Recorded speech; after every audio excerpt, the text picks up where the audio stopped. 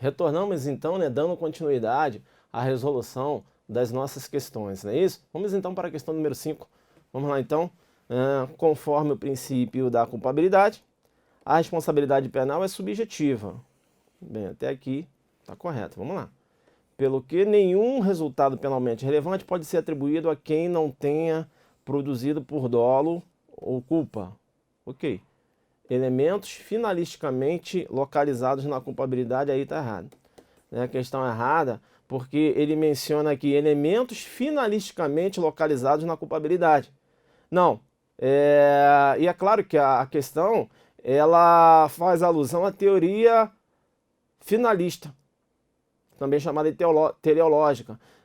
Quando você raciocina com a teoria finalista, a dolo e culpa, né, deslocaram da culpabilidade, foram alojados lá no fato típico.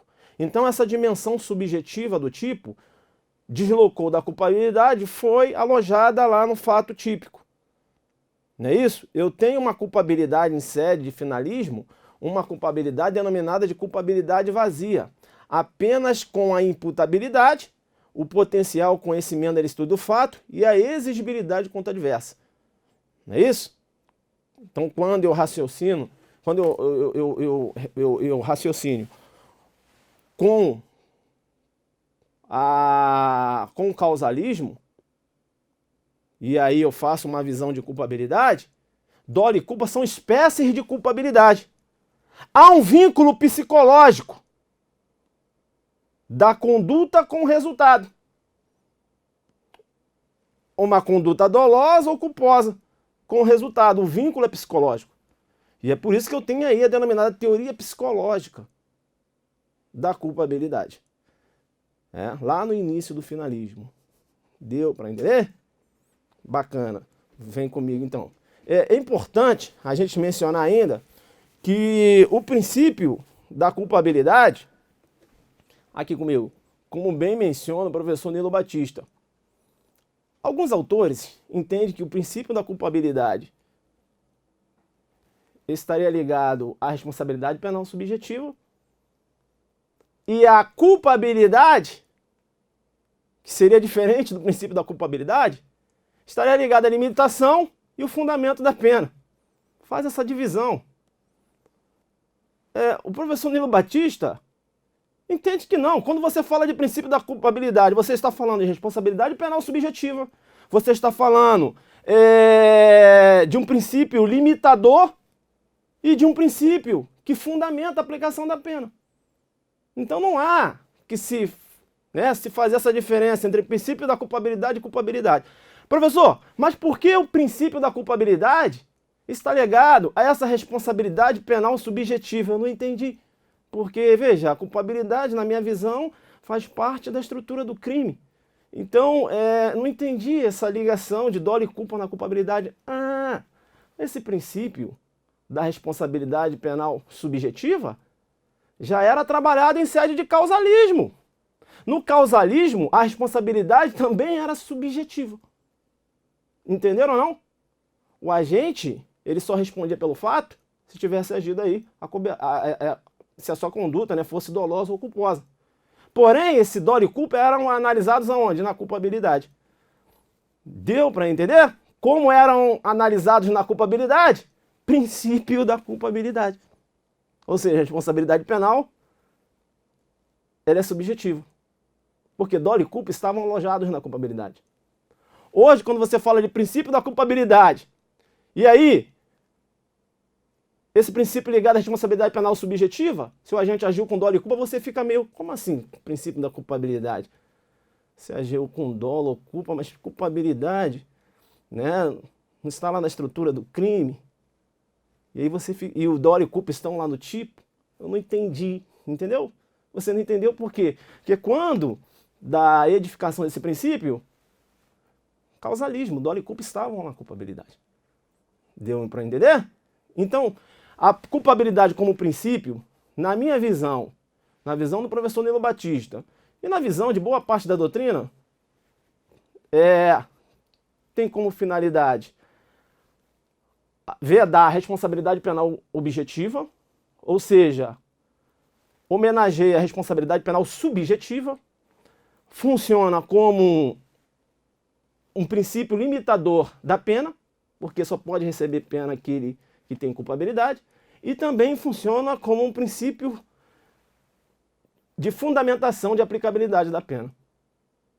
O juiz tem que analisar a culpabilidade para que venha, né, aplicar uma pena de acordo, de forma individual, inclusive, de acordo com aquela culpabilidade do autor. É o que determina o artigo 59. Vem comigo na tela. Vem comigo na tela, então. Então, o que eu mencionei aqui, né, o princípio da culpabilidade impõe a subjetividade da responsabilidade penal. Não cabe ao direito penal uma responsabilidade penal aqui objetiva, tá? Não cabe em direito penal uma responsabilidade penal objetiva. Não cabe objetivo. Objetiva. A responsabilidade ela tem que ser subjetiva, né? Beleza? Então não cabe em direito penal uma responsabilidade penal objetiva, derivada somente de uma associação causal entre a conduta e o resultado lesão ou perigo de lesão, né? Para o bem jurídico. Portanto, a responsabilidade penal é subjetiva. Beleza? Na órbita da teoria causal mecanicista, dolo e culpa estavam alojados aonde? Lá na culpabilidade. Dolo e culpa, né? Que constitui aqui a dimensão subjetiva do tipo. Figurando como espécies de culpabilidade, ou seja, eu tinha aqui um vínculo psicológico entre a conduta e o resultado. É por isso que é a teoria psicológica da culpabilidade, né? Lá no início do causalismo. Sendo a imputabilidade, nessa época, a imputabilidade era pressuposto de culpabilidade. Aí eu tenho aqui a teoria psicológica. Bacana? Tranquilo? E aqui eu coloco, né? Ainda em sede de causalismo, a responsabilidade penal era subjetiva. Porém, analisada na culpabilidade. O tipo era puramente o quê? Objetivo e avalorado. Eu não analisava elementos subjetivos no tipo. Eu tinha um tipo objetivo. A ilicitude também era objetiva. Deu para entender? Essa valoração de tipo e até mesmo de ilicitude, ela começa a aparecer na fase neocantiana. Eu começo a trabalhar essa dimensão de valoração, né? De elementos do tipo, né? E também valoração em sede de ilicitude. Aí, já no finalismo, a dimensão subjetiva, dolo e culpa, deslocaram da culpabilidade para o tipo penal. Só que agora eu tenho um dolo neutro, um chamado dolo de tipo. É um dolo, aqui comigo, é um dolo sem o conhecimento da ilicitude. Porque no causalismo, na fase neocantiana, eu tenho um dolo com um revestimento do conhecimento da ilicitude, chamado de dolo normativo. Deu para entender? Quando eu faço alusão ao finalismo, eu tenho um dolo neutro. Eu tenho um dolo neutro. Não é isso? Por quê? Porque o conhecimento da ilicitude, que agora vai figurar como potencial, continuou lá, permaneceu, né, na culpabilidade. E é muito interessante, porque como dolo e culpa deslocaram da culpabilidade e foram para o fato típico, alguns autores denominam que a culpabilidade em sede de finalismo seria uma culpabilidade vazia. Vazia, quando fala vazia, porque, vazia, sem dolo e culpa. Muito embora eu tenha a imputabilidade, potencial conhecimento da ilicitude do fato e a exigibilidade contra adversa. A exigibilidade contra adversa, ela passou a figurar como um elemento a ser analisado na culpabilidade na fase neocantiana. É que eu comecei a ter essa visão, né, de analisar se daquele autor era exigível uma outra conduta, senão aquela que ele adotou. Beleza? Lá pelos estudos de Frank. Vem comigo na tela. Vem comigo na tela. Então veja, o Nilo Batista, ele menciona que para além dos laços subjetivos entre o autor e o resultado objetivo, ou seja, além de analisar dolo e culpa, quando você fala de culpabilidade, quando eu falo de dolo e culpa é porque eu estou falando de responsabilidade penal subjetiva, ele fala, além de se falar da responsabilidade penal subjetiva, ele continua, Nilo Batista, a culpabilidade, né, assinala, né, faz uma referência à reprovabilidade da conduta como núcleo da ideia, da culpabilidade que passa a funcionar como fundamento e limite da pena. Então a culpabilidade tem a vertente da responsabilidade penal subjetiva, também funciona como fundamento da pena e limite da pena. Beleza? Tranquilo? Deu para aqui comigo, né? Você que está estudando, né? Analisou aí esse contexto que eu coloquei, falando de causalismo, finalismo, da fase neocantiana ou neoclássica. É isso que eu vou começar a trabalhar com elementos valorativos. Eu tenho na fase neocantiana a introdução de determinados elementos subjetivos que são diversos do dolo já no tipo. O dolo foi para o tipo no finalismo, ok. Mas na fase neocantiana eu já analisava ali já elementos subjetivos diversos do tipo, como as atitudes especiais, intenções especiais. Então veja que foi um progresso. Primeiro, elementos subjetivos diversos do tipo, na fase neocantiana, neoclássica. E aí já no finalismo eu tenho aí, né, esse deslocamento já do dolo, né, do dolo e culpa lá para o fato típico. Beleza? Tranquilo? Vem comigo na tela aqui para a questão de número 6. A responsabilidade pela indenização do prejuízo que foi causado pelo crime imputado ao agente não pode ser estendida aos seus herdeiros, sem que haja violação do princípio da responsabilidade da pena. Questão errada, porque há possibilidade sim dessa extensão, e aí eu trato do princípio da intranscendência, né, da personalidade da pena ou da responsabilidade pessoal. Esse princípio está positivado aí no bojo do artigo 5º. Nenhuma pena passará da pessoa do condenado, podendo a obrigação de reparar o dano e a decretação do perdimento de bens ser nos termos da lei, estendidas aos sucessores e contra eles executadas, até o limite do valor do patrimônio transferido. E esse é o princípio da intranscendência, da personalidade ou da responsabilidade pessoal. Eu chamo a sua atenção. Eu chamo a sua atenção para a pegadinha. E aqui, né, você analisa aqui na redação que há sim a possibilidade de se estender essa obrigação de reparar o dano. A Constituição possibilita. Nos termos da lei, né, a Constituição possibilita essa extensão aos sucessores e contra eles executadas. Executada, né? Essa obrigação de reparar o dano, não só a obrigação de reparar o dano, como também a decretação do perdimento de bens. Isso, claro, no limite da lei. E também se limita também ao valor do patrimônio transferido. Eu chamo a sua atenção para a pegadinha. Por quê? Porque o examinador adora denominar o princípio da individualização da pena, que a gente vai analisar aqui embaixo, de princípio da personalidade da pena. Deu para entender? Ele aproveita essa redação. Essa redação menciona: nenhuma pena passará da pessoa do condenado, podendo a obrigação de reparar o dano e a decretação do perdimento de bens ser nos termos da lei, né? Nos termos da lei, estendidas aos sucessores e contra eles executadas até o limite do valor do patrimônio transferido. Aí ele aproveita essa redação aqui que menciona a pena, né? Nenhuma pena, e chama essa redação de materialização do princípio da individualização da pena. Aí você erra. Beleza? Aí você erra. Por quê? Porque o princípio da individualização da pena tem um outro viés, uma outra concepção. Também foi positivado lá no artigo 5º, no bojo do artigo 5º. A lei regulará a individualização da pena e adotará, entre outras, as seguintes: privação ou restrição da liberdade, perda de bens, multas, prestação social alternativa e a suspensão e interdição de direitos. É importante, olha, a vedação daquelas penas consideradas cruéis, não é isso? Ou uma pena de caráter perpétuo, ou até mesmo uma pena de trabalhos forçados.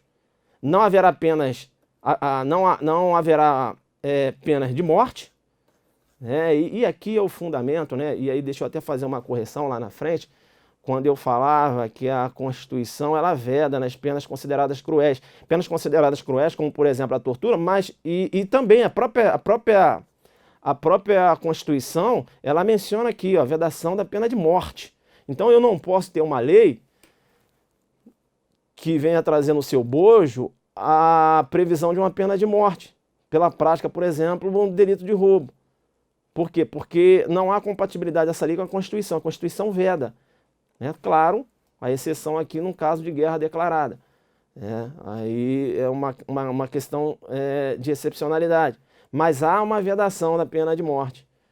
Beleza? Não só da pena de morte, como das penas cruéis, né? Quando eu falei penas cruéis lá, na verdade eu queria fazer alusão que a Constituição ela menciona, né, pena de morte aqui.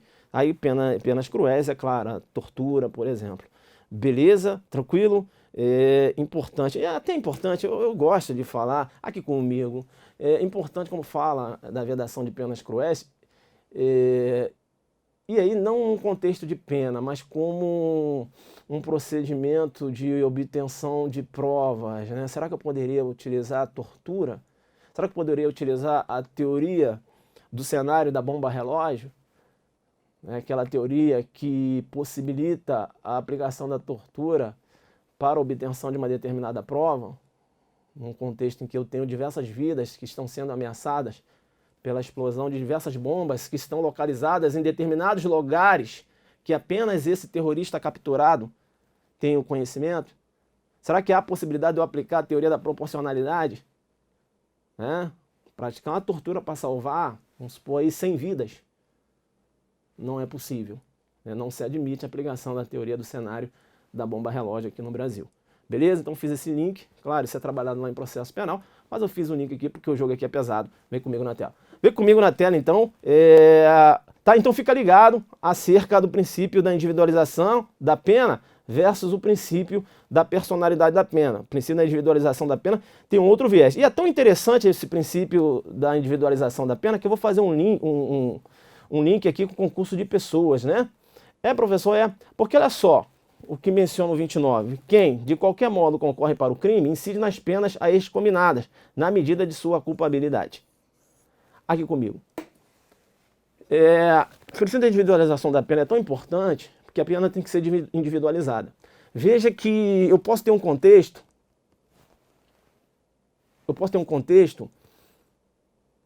de um crime cometido em concurso de pessoas em que eu tenho um autor e um partícipe.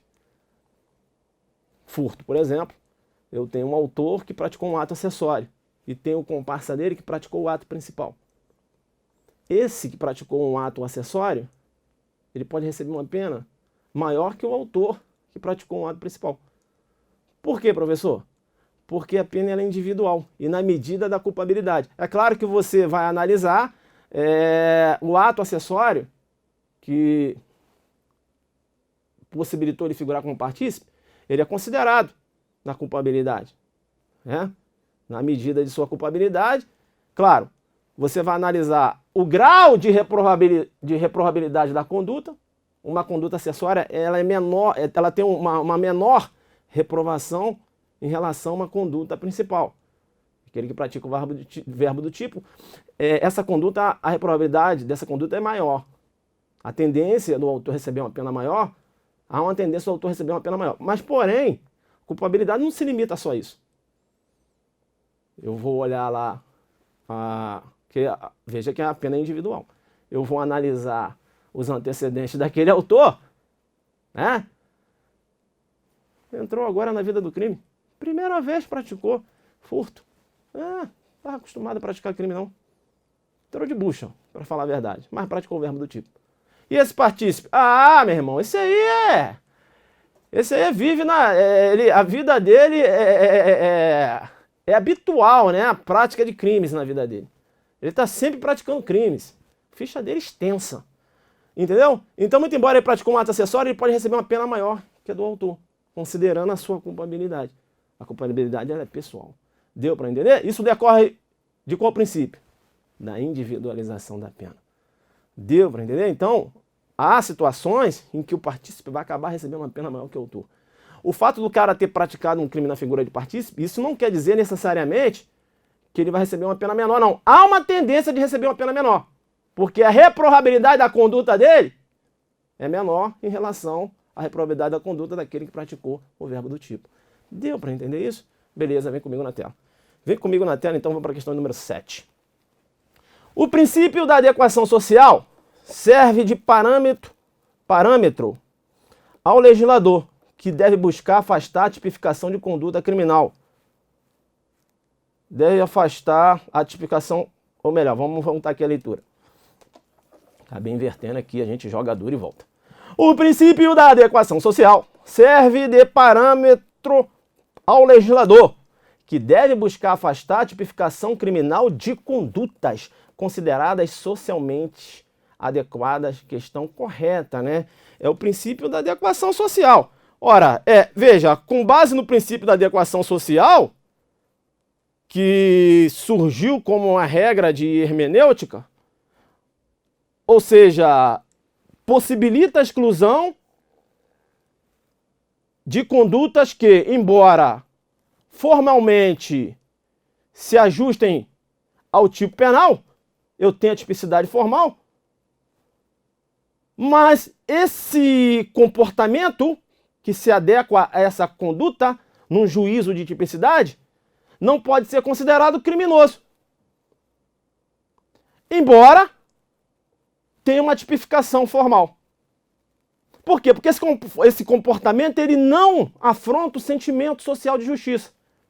Ou seja, além da tipificação formal, eu tenho que ter a denominada tipificação social da conduta.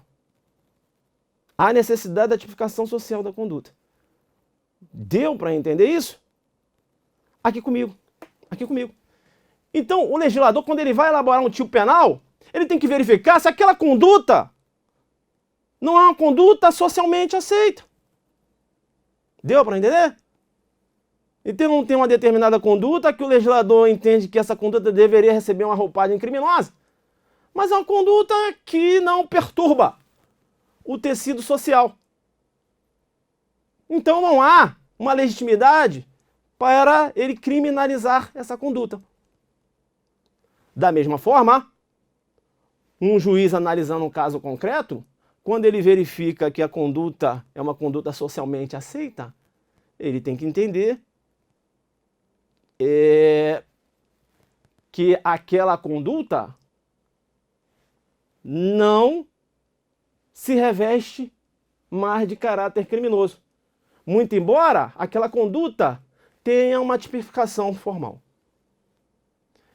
Bem, tá. Aqui a questão faz alusão ao legislador. O legislador, então, ele tem que se atentar ao princípio da adequação social. Bem, e aqui você tem uma discussão, né? Ora, mas somente a lei pode revogar um tipo penal, não é isso?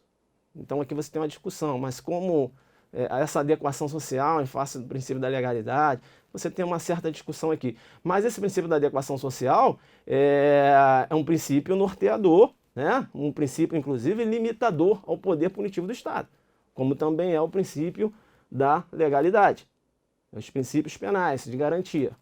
Não é isso? Sim. Tá. E como é trabalhado esse princípio da adequação social aqui no Brasil? Aqui no Brasil, o STF, o STJ, tem uma certa resistência à aplicação do princípio da adequação social. Tanto é que o STJ tem súmula, né, no que se refere à venda de CDs e DVDs piratas, entendendo que a conduta continua com a roupagem criminosa. Você tem a mesma concepção quando se trata lá da contravenção penal do jogo do bicho, muito embora seja uma conduta que hoje é socialmente aceita, né? Porque não há qualquer local, esquina que você vai, você vê ali alguma pessoa ali com a cadeirinha, a mesinha, né? Realizando o jogo, né? E outra pessoa também que está lá apostando. Então você tem essas figuras aí. Então a conduta que o tecido social não se incomoda mais, essa é a verdade.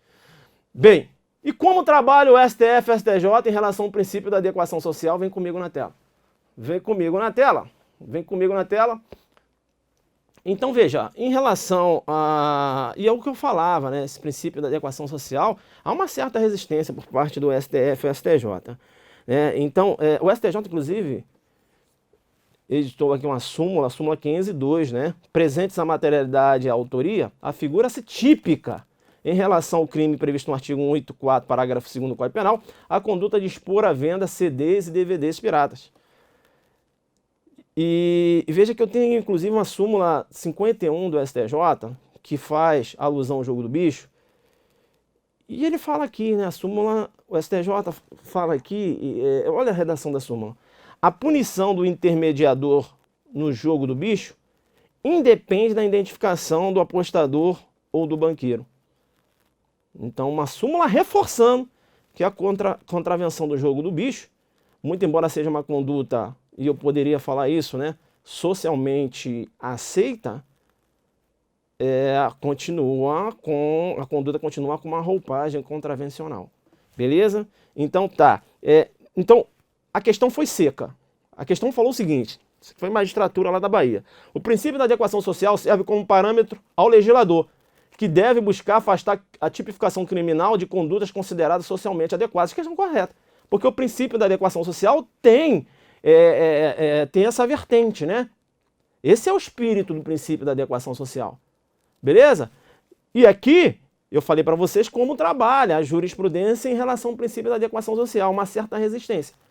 Porque você verifica, né, o STJ editando súmulas, robustecendo a roupagem criminosa daquele que expõe à venda ou vende CDs ou DVDs piratas, robustecendo a roupagem contravencional daquele intermediador num contexto de jogo do bicho.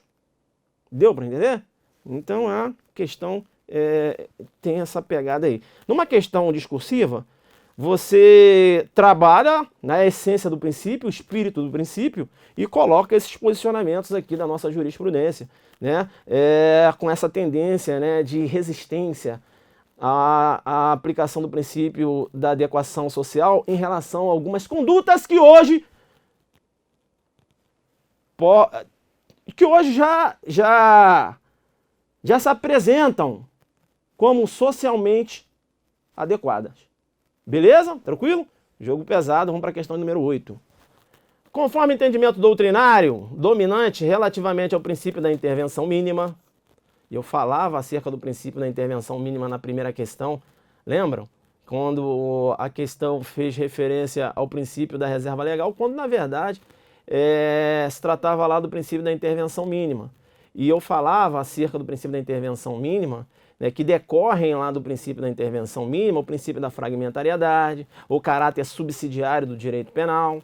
Não é isso? Vamos continuar aqui então. Conforme o entendimento doutrinário dominante relativamente ao princípio da intervenção mínima, o direito penal somente deve ser aplicado quando as demais esferas de controle não se revelarem eficazes para garantir a paz social. Decorrem de tal princípio a fragmentariedade e o caráter subsidiário do direito penal, questão correta. É interessante, né, quando a gente trabalha com o princípio da intervenção mínima aqui comigo. O direito penal, ele é fragmentário, não é isso? O direito penal ele é subsidiário. Quando eu faço uma alusão ao princípio da fragmentariedade, eu tenho uma seletividade de bens jurídicos e de condutas.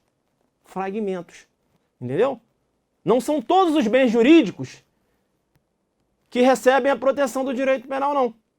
Recebem a proteção do direito penal aqueles bens jurídicos considerados relevantes. E não são todas as condutas que recebem uma roupagem criminosa. Apenas aquelas condutas, né, que venham a lesar ou expor a perigo de lesão determinado bem jurídico. Isso é um caráter fragmentário. Fragmentos, né? Não é o todo, apenas fragmentos. Deu para entender? Esse é o espírito da fragmentariedade. Quando eu trato de subsidiariedade, o direito penal ele é subsidiário. É a última ratio. Se eu tenho um determinado conflito e eu posso resolver esse conflito através de outros ramos do direito, eu tenho que lançar mão desses ramos. Direito administrativo, direito civil. O direito penal, eu vou até pegar aqui na expressão de Hungria, se ele me permite, quando ele fala lá do conflito aparente de normas, né? E ele faz alusão ao princípio da subsidiariedade. Ele fala lá do tipo, né, que vai figurar como um soldado reserva. Eu vou pegar, né, mutatis mutandis, eu vou pegar essa concepção e vou jogar aqui. O direito penal, em relação à resolução de conflitos, ele é um soldado reserva. Ele é subsidiário. Deu para entender? É por isso que eu tenho esse princípio, o princípio da intervenção mínima. Isso que deve nortear um Estado democrático de direito. Eu não posso ter um direito penal expansivo. Hipertrofia do direito penal, um direito penal máximo. Como defende o grande jurista Jacobs. Deu para entender? Sua concepção, inclusive, lá de direito penal do inimigo do Estado. Deu para entender? Né? Aquelas pessoas que estão sempre praticando delitos não devem receber a proteção de um direito penal de garantia. Né? São considerados inimigos do Estado. Jacobs com essa pegada quando ele trata de direito penal do inimigo, mas eu volto para cá. Deu para entender isso? Direito penal ele é subsidiário. Vem comigo na tela. Vem comigo na tela. Vem comigo na tela e aqui eu coloquei, né, inclusive coloquei aqui uma fala do professor César Roberto Bittencourt. Ele menciona lá, na lição do professor César Bittencourt, o princípio da intervenção mínima, também conhecido como a última ratio, orienta e limita o poder incriminador do Estado. É o que eu falo, o princípio da intervenção mínima, o princípio da legalidade, e até mesmo o princípio da adequação social são princípios que limitam o poder punitivo do Estado. São chamados aí de princípios que navegam lá na garantia, na órbita de garantia do indivíduo. Deu para entender isso? Então veja, continua o Bittencourt preconizando que a criminalização de uma conduta só recebe uma legitimidade se constituir meio necessário para a proteção de determinado bem jurídico. Se outras formas de sanção ou outros meios de controle social revelarem-se suficientes para a tutela desse bem jurídico, a sua criminalização é inadequada e não recomendável. Deu para entender? E aqui ele continua, né? Com esse é o espírito. Aqui eu falo da fragmentariedade e, como eu tinha mencionado, esse princípio ele seleciona condutas e bem jurídico.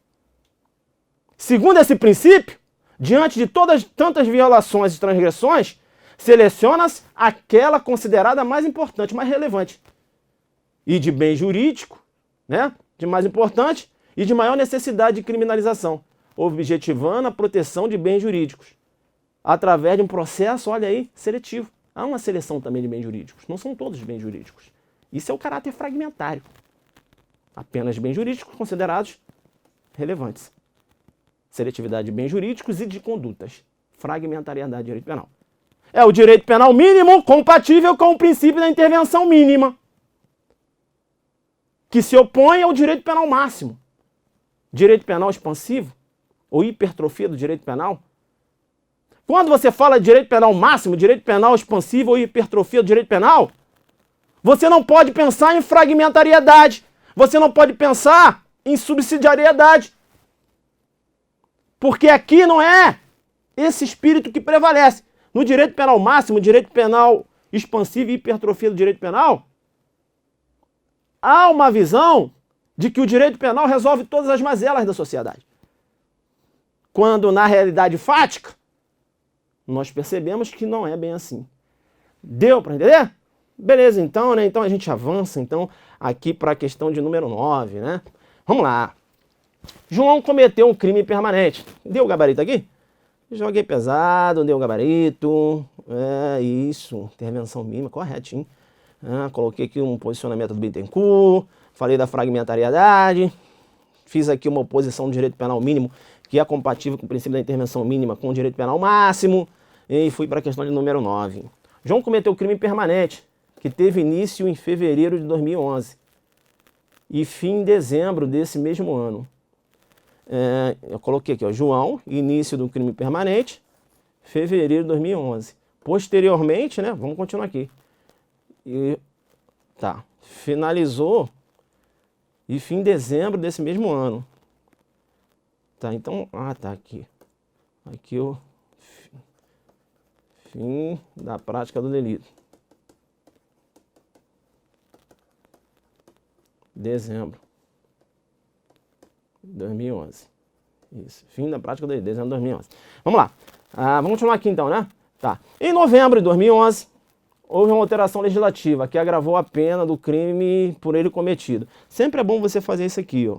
Estou trabalhando com dados, vai separando. Aí eu coloquei aqui, ó, posteriormente, novembro, edição de uma lei mais severa. Por que mais severa, professor? Aqui, ó, agravou a pena do crime por ele cometido. Veja que ele está praticando um crime permanente. A conduta, né, ela se prolonga no tempo. Vamos continuar aqui. E o fim do crime ocorreu aqui em dezembro, né? Vamos supor aí que... Aqui não mencionou qual seria o crime, mas vamos raciocinar aí com uma extorsão mediante sequestro, né? A pessoa está sequestrada e a família pagou o resgate em dezembro. Em dezembro ele libertou a vítima. Beleza? Mas vamos continuar. Nessa situação deve ser aplicada a lei que prevê a pena mais benéfica, em atenção ao princípio da irretroatividade da lei penal mais gravosa. Em regra, a lei penal benéfica ela deve retroagir. Só que em sede de crime permanente ou continuado, filho, aí se liga, porque eu tenho a súmula 711 do STF. A lei penal mais grave aplica-se ao crime continuado ou ao crime permanente, se a sua vigência é anterior à cessação da continuidade ou da permanência. Deu para entender? Aqui eu tenho a aplicabilidade da súmula 711, porque a lei posterior é uma lei mais severa. Então, a aplicação da lei aqui será a aplicação da lei mais severa e não da lei mais benéfica. Não há que se falar na extratividade, né? E aí, quando eu falo da extratividade, não há que se falar aqui da lei ser aplicada, né, um efeito aí da lei penal benéfica, da lei ser aplicada, ainda que revogada. E aí, quando eu falo da extratividade, é claro que eu estou falando da vertente ultratividade. Extratividade, você tem a retroatividade e a ultratividade. Da lei penal benéfica que eu falo da ultratividade. Não há possibilidade ainda que essa lei seja benéfica, porque trata-se de um crime permanente. Eu tenho a aplicação da súmula 711, eu chamo para pegar. Isso é o básico. Qual é o jogo duro? O jogo duro é a pegadinha que o examinador pode fazer na sua prova. Por quê, professor? Vamos supor, aqui, ó, então um crime permanente, né? Vamos supor que aqui, ó, posteriormente, em novembro, tenha saído uma edição de uma lei mais severa? Não, vou colocar aqui, benéfica. Benéfica. E o crime é permanente. E aí? Eu vou aplicar a lei mais grave ou a lei mais benéfica? Aí você, crime permanente, súmula 711, aplicar a lei mais grave, vai ganhar no meio da cabeça. Por quê, professor? A súmula 711, filhão, ela é aplicada quando a lei posterior é mais grave. Quando a lei posterior é mais grave. E você chega a essa conclusão lendo a súmula. Ou seja, se eu tenho uma lei posterior e essa lei posterior ela é mais benéfica, ainda que o crime seja permanente, é essa lei posterior mais benéfica que eu vou aplicar. Deu para entender?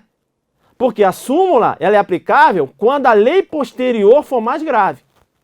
Se a lei posterior é mais benéfica, eu aplico a lei mais benéfica. Essa é uma pegadinha que já caiu em prova, o CERP jogou duro uma questão de prova aí, todo mundo marcou a lei penal mais grave porque se tratava de um crime permanente e dançou.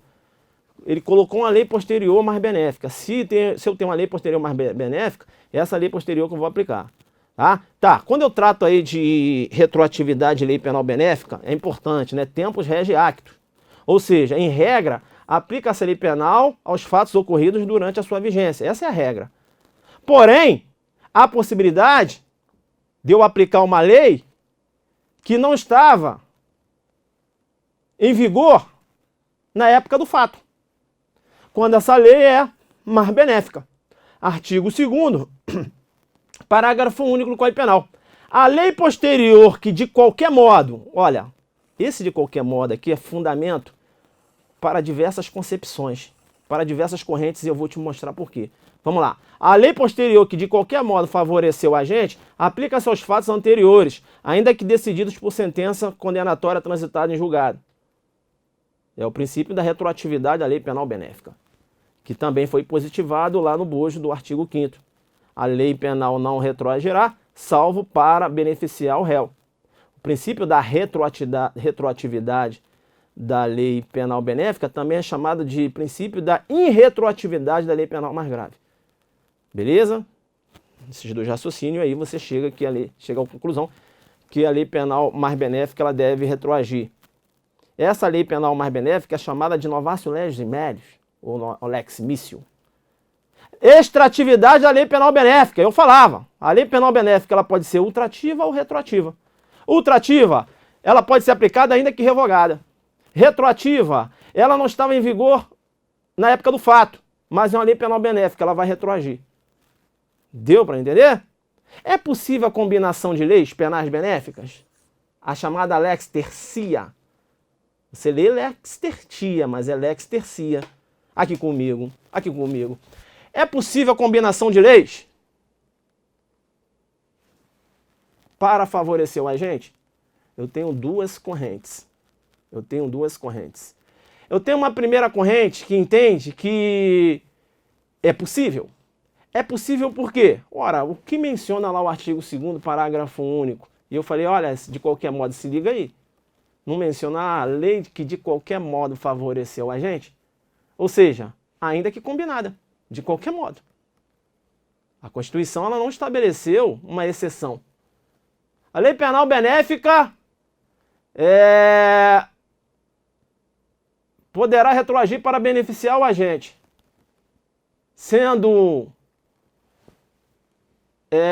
não sendo possível a combinação de leis. Falou isso? Constituição? Não. Falou lei penal benéfica. Ou seja, se eu tenho duas leis e essas leis são benéficas, ou seja, se eu tenho duas leis, né? Mas se eu combinar uma parte da lei X com a lei Y, eu vou ter uma situação que beneficia o agente, eu vou combinar.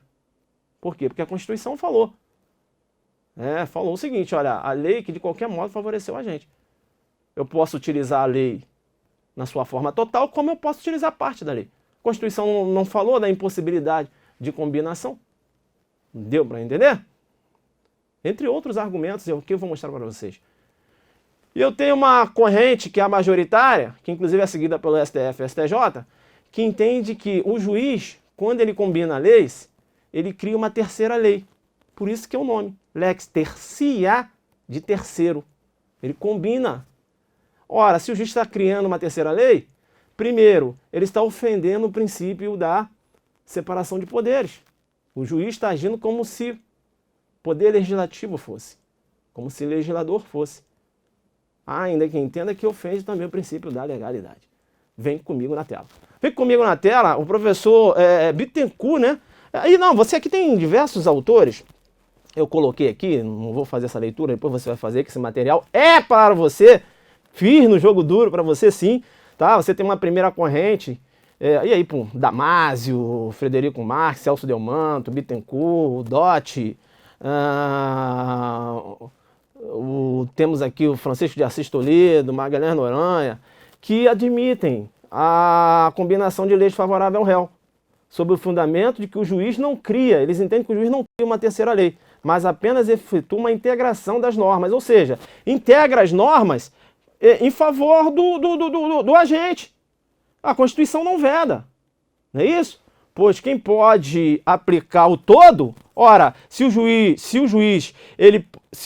há possibilidade de retroagir a lei em total, por que não posso retroagir apenas a parte da lei? Quem pode o mais, pode o menos. Ou seja, pois quem pode aplicar o todo, pode aplicar somente uma parte dela.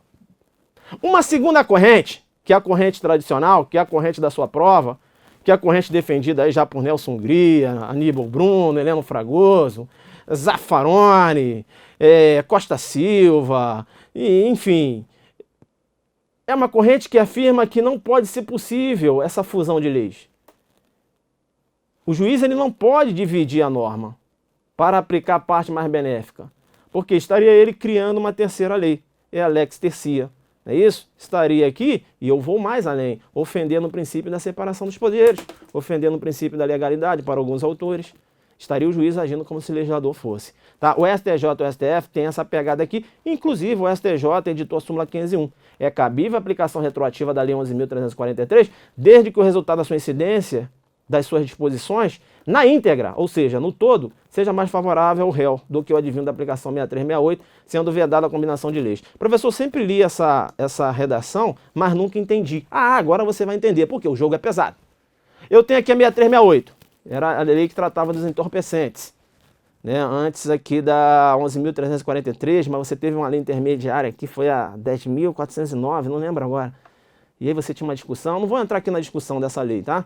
Beleza? Enfim, era 10.409, algo assim, não lembro agora. Enfim, na minha época de jogo duro, que eu estudava para concurso, eu tinha essa lei na cabeça. E você tinha uma divergência dessa lei com a lei 11.343, mas vamos aqui ao que interessa.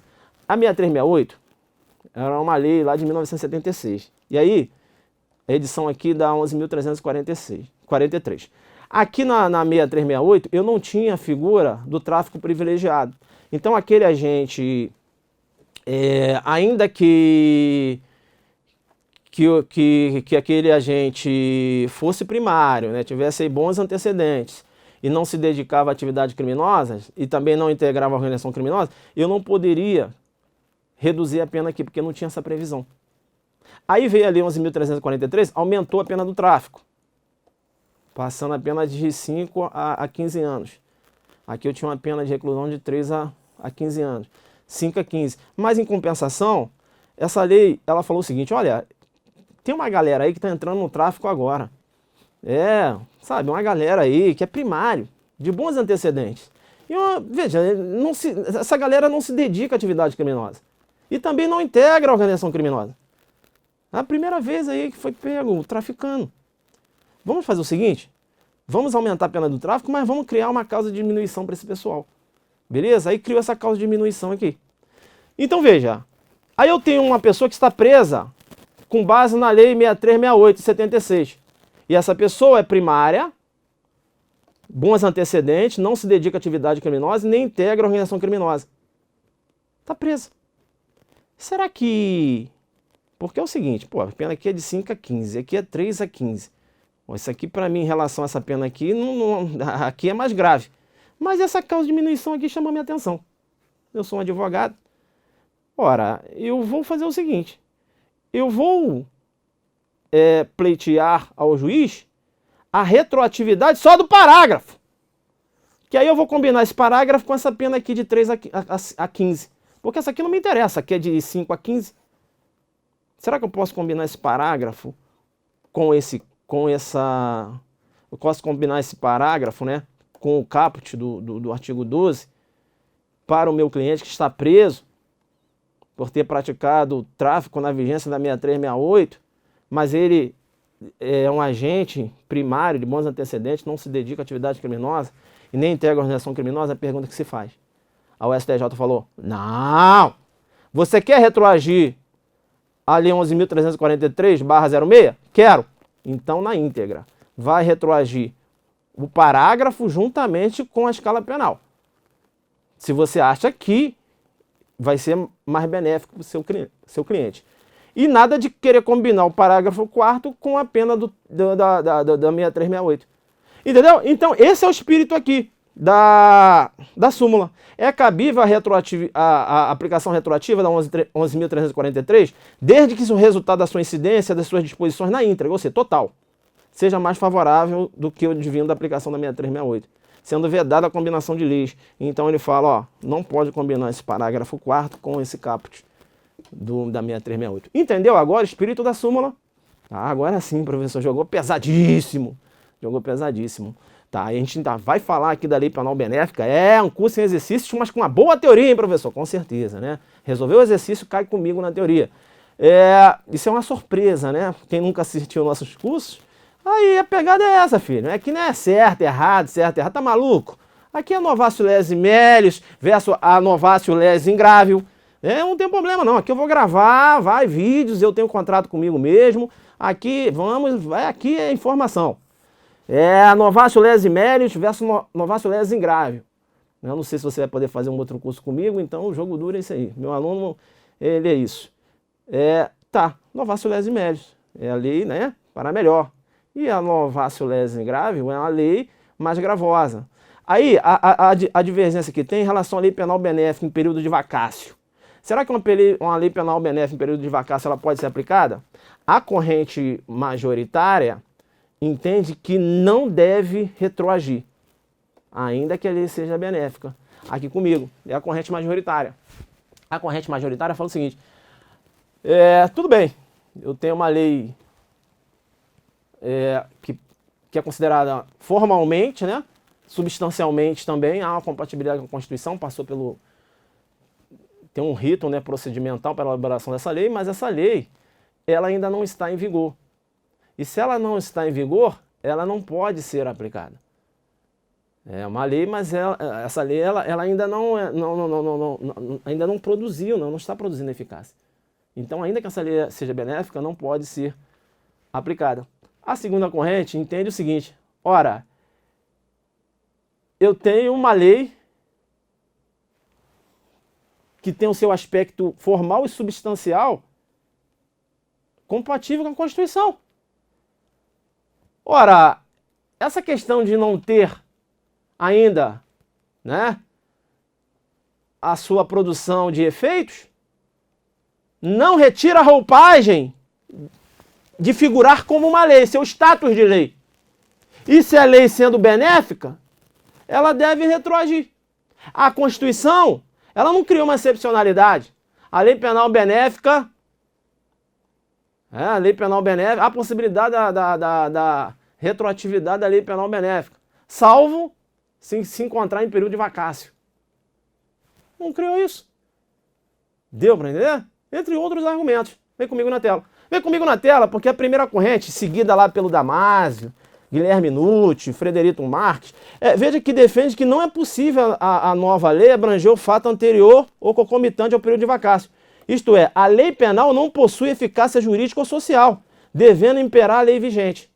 Fundamenta-se esta corrente no fato de que a lei em período de vacácio não passa de mera expectativa de lei. Ou seja, é uma lei que não está ainda produzindo seus efeitos. Então, é uma expectativa de lei. É a corrente majoritária. A corrente minoritária, e aí eu cito aqui o Dotti, Celso Delmanto, Alberto Silva Franco, Bittencourt, a corrente entende que, em se tratando de lex miscio, ou seja, uma lei para melhor, deve ser aplicada desde logo, independentemente se encontra em período de vacácio. Isso porque a lei em período de vacácio, olha o que eu tinha falado, não deixa de ser uma lei posterior. É uma lei no sentido formal, substancial, devendo ser aplicada desde logo, se for mais favorável ao réu. Deu para entender isso? Então, é a pegada minoritária. Você vai seguir essa corrente aqui majoritária, que entende que não há possibilidade da aplicação de uma lei penal benéfica em período de vacácio. Outro ponto importante é quando você trata de uma lei penal benéfica intermediária. Então, eu tenho a lei da data do fato. Vamos supor um furto aqui. Aí eu tinha uma pena, crime X. Crime X. Crime X. Aí a pena da data do fato, a pena é de 2 a 6 anos de reclusão. Aí sai uma lei durante a instrução processual, o cara está sendo processado, aí sai uma lei durante a instrução processual que revogou a lei da data do fato. Essa lei estabeleceu uma pena de 1 a 3 anos de reclusão. Aí na data da sentença sai uma nova lei, alterando a pena desse crime, 4 a 8 anos de reclusão. A lei mais grave aqui é a lei da data da sentença. E a lei mais benéfica é a lei da instrução processual, da fase da instrução processual. Só que essa lei da fase de instrução processual não era a lei da data do fato nem da sentença. É uma lei intermediária. A pergunta que se faz é o seguinte: eu posso aplicar uma lei intermediária sendo benéfica, considerando que essa lei não era a lei da data do fato e nem da data do julgamento? É a pergunta que se faz. Qual é a resposta? Sim, correto. A lei intermediária, ainda que não tenha sido a lei da data do fato ou da data do julgamento, por ocasião do julgamento, deve ser aplicada se benéfica. Beleza? Então a lei intermediária benéfica, ela deve ser aplicada. Importante ainda é o STF, né, súmula 611, transe caso de julgada sentença condenatória, compete ao juiz da execução e a aplicação da lei mais benéfica. Beleza? Então, aqui comigo, né? Aqui comigo, volta, né? Esses blocos assim, é isso aí, jogo pesado, né? Nós retornamos então no próximo bloco.